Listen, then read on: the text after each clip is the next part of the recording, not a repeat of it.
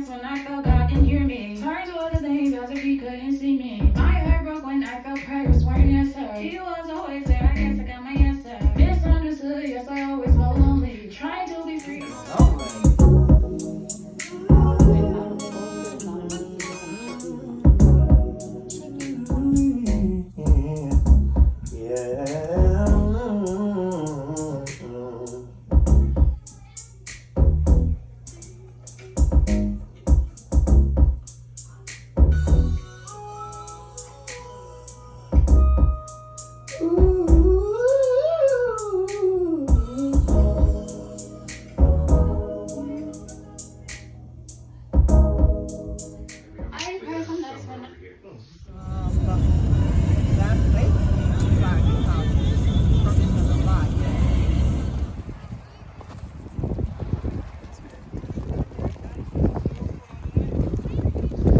Okay, I got it.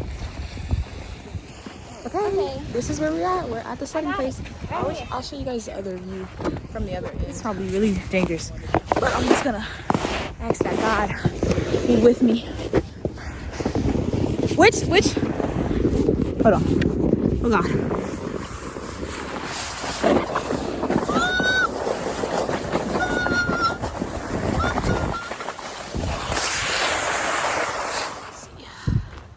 That's my trail that I love.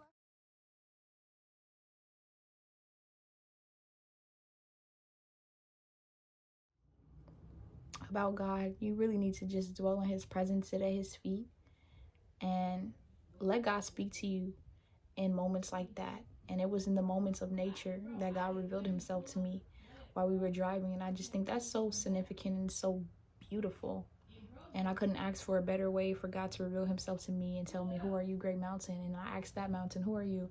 Who are you? Who are you? You still have to bow before my God. Depression still has to bow before God. Anxiety still has to bow before God. Fear has to still bow before God. Cancer still has to bow before God. All these things have to still answer to God. Your failures, your trials, your tribulations still have to bow before God. There's nothing that can stand before him and be greater, because he is the great mountain. And that's really it. So